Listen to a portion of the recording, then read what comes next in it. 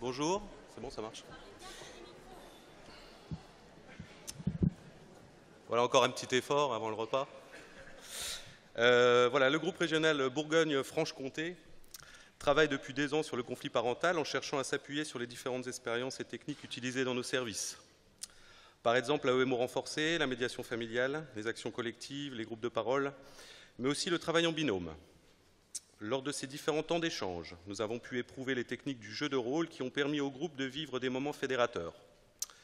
Nous avons notamment, avec l'appui de Fabrice Essartier, superviseur en analyse des pratiques professionnelles à Chalon-sur-Saône, élaboré la vignette clinique que nous allons vous présenter aujourd'hui.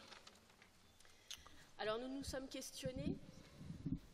questionnés sur les bénéfices du jeu de rôle dans notre pratique professionnelle et cela nous a amené à approcher le ressenti de la famille lors des entretiens. Pour le couple éducatif, le jeu de rôle permet de se décentrer ou d'orienter un entretien, ce qui ne va pas toujours de soi dans l'action quotidienne. Vous allez le voir dans la vidéo par différentes techniques, jeu de porte, circularité de la parole par exemple.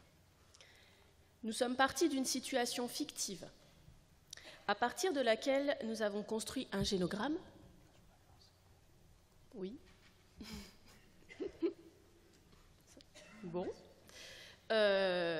Et puis nous avons du coup improvisé la scène d'entretien. Ah, super. Donc voilà notre beau génogramme.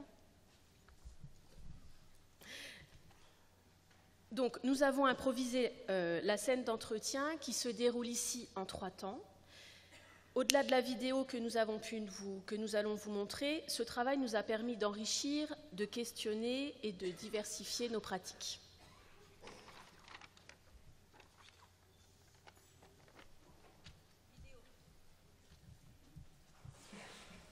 Bonjour.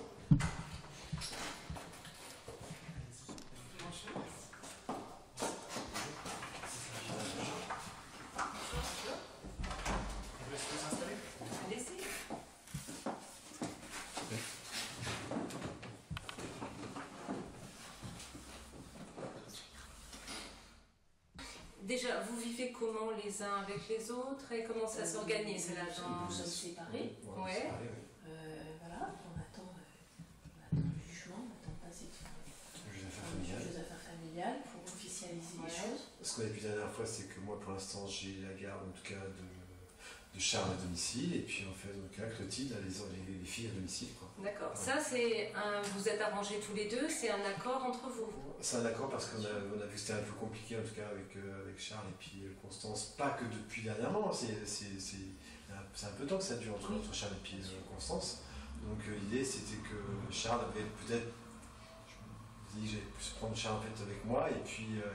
c'est vrai que je suis quand même assez pris, parce que c'est vrai que dans mon emploi du temps, je suis, voilà, en tant qu'infirmier, je suis pas souvent là, voilà, j'ai quand même... Si tu peux me permettre, du coup, la situation de Charles, c'est quand même bien dégradée encore depuis que tu l'as à la maison. Alors, je dis ça, je ne veux pas te mettre tout sur le dos, mais quand même, là...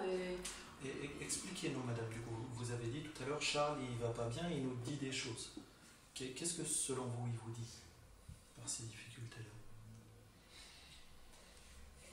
Je sais pas ce qu'il dit, j'en sais rien. Moi, ce que je vois surtout, c'est que... il dit des choses, après il dit rien, quoi. Enfin, et il dit quoi? Il dit que peut-être, voilà, il regrette que son papa ne soit pas si souvent là, il regrette peut-être que ses parents soient séparés, il regrette sûrement tout un tas de choses. Après, moi, je pense aussi beaucoup à nos filles. Je veux dire, Constance, Bérénice, elle a que 3 ans.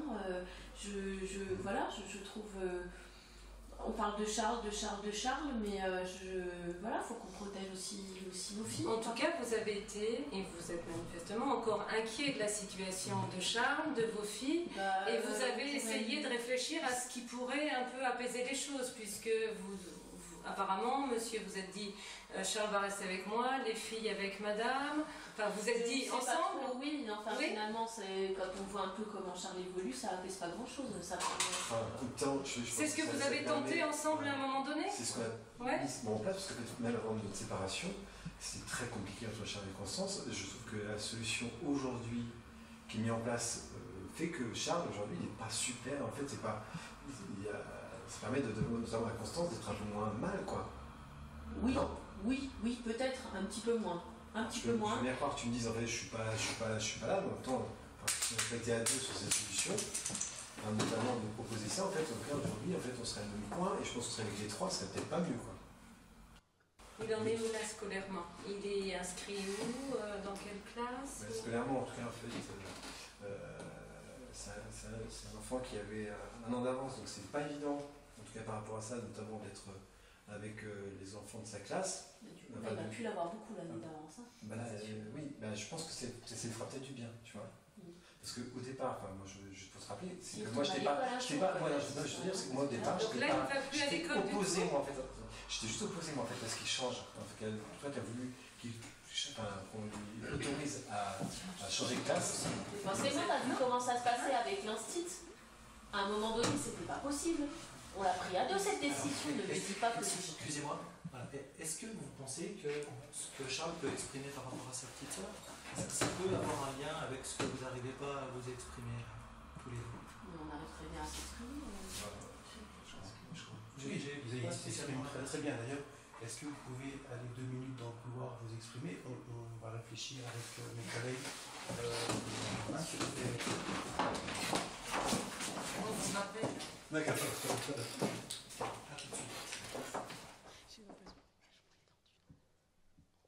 Il banalise beaucoup aussi. Plus dans... De chercher des explications, des justifications. Ce que je trouve difficile peut-être, c'est parce que j'ai l'impression qu'on n'arrive pas à... Ils s'accrochent pas avec nous. Oui, ils s'accrochent pas avec nous. Pour l'instant, vous n'êtes pas rentré. Ouais. Et qu'il n'y a pas eu moyen, enfin voilà, c'est eux qui ont mené le jeu, quoi. C'est pas nous. Puis on pose des questions et ils répondent pas spécialement aux questions, mais ils repartent dans un truc à discuter tous les deux. Et quand on va discuter ensemble, il y a une réaction assez agressive de la mère, ou de la manière dont tu le dis, ça n'a pas pu se faire. Et comment tu as entendu ça, toi, Vincent? Quand elle t'a dit, on va discuter ensemble, on a aussi qu'à discuter ensemble. J'ai du mal à rentrer là-dedans. Hein, on est d'accord, tu n'as pas été. Non. La première chose peut-être à faire, c'est déjà de les poser et de rentrer en communication avec eux. Ouais. C'est-à-dire de commenter ce qui se passe, et peut-être ce qui se passe pour vous, de manière à ce qu'on puisse commencer à un peu parler de la situation. Et tant que vous essayez de parler de la situation, et tant que vous ne commentez pas ça, eux, ils ne s'arrêtent pas. Et d'ailleurs, lui, mon intention à la fin, du coup, c'était de les stopper pour ça. Et il parle à sa femme, il fait ça, il parle à sa femme, et bon. Ça va pas changer grand-chose dans le fond. Mais peut-être parler, plus parler de Charles, et leur parler d'eux sur comment ils se sont rencontrés, et revenir sur quelque chose où ça marchait bien. De commenter comment ça fonctionne d'abord. Pas à partir dans des choses concrètes.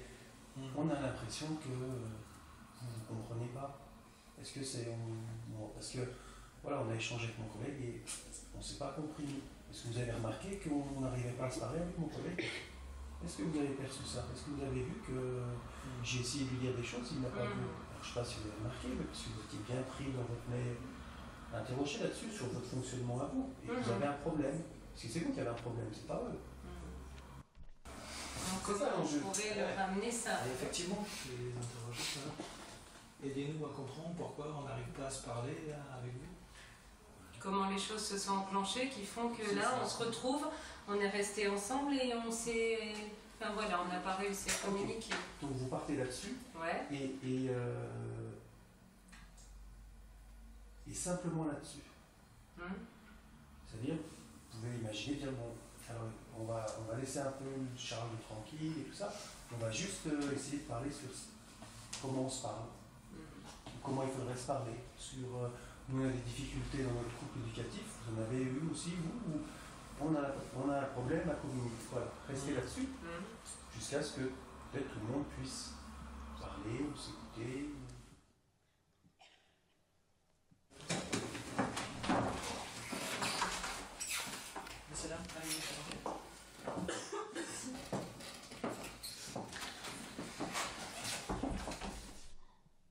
Nous, notre remarque, ou ce qu'on pouvait dire, c'est que avec vous aujourd'hui, on n'arrive pas à se parler et à s'entendre.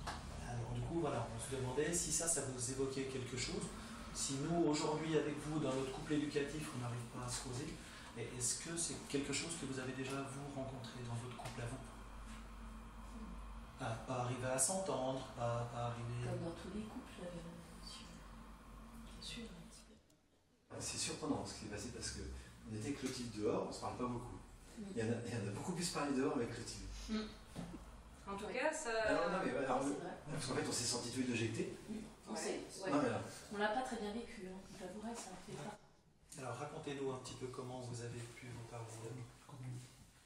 Parce qu'effectivement, on a pu ressentir un petit peu les mêmes choses.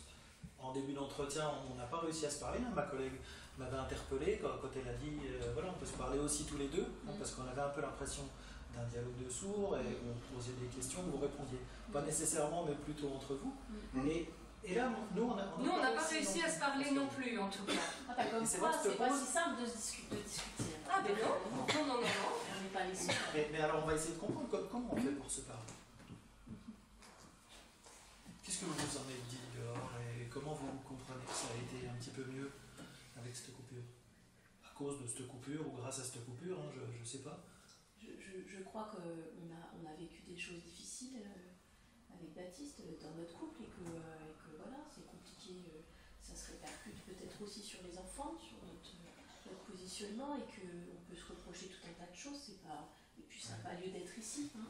Mais en tout cas pour nos enfants, il faut qu'on se parle et qu'on cherche peut-être pas à savoir qui a fait quoi et qui n'a pas fait quoi, mais qu'est-ce qu'on peut faire ensemble pour que les choses avancent. C'est de ça dont vous êtes arrivé à parler là, de comment faire ensemble, On n'en a pas allé jusque-là. Non, oui, mais en tout cas... On va un peu loin, mais un peu vite. Ma femme quand même. Voilà, peut-être pas, donc voilà. Mais franchement, non, j'étais... non, je sais pas, il y a eu quelque chose en fait de commun. Un début de quelque chose. Un début de quelque chose, mais alors, voilà, c'était... je sais pas comment vous êtes venu là-dessus, quoi, d'ailleurs. C'est bien joué. Comment on se parle et qu'est-ce que ça a provoqué? Et peut-être que ça, on pourra l'aborder la prochaine fois. Hein, c'est-à-dire que peut-être qu'on peut vous demander maintenant que vous avez fait l'expérience de quelque chose de commun, de vous sentir éjecté et peut-être c'est ça qui vous a en tout cas remis à niveau.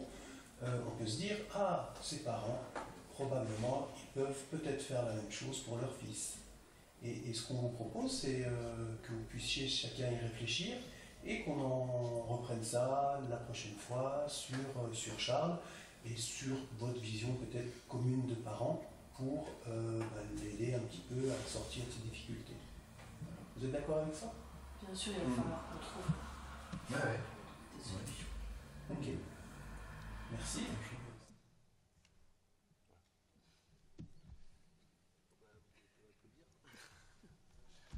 Voilà, c'est tout. Alors, merci.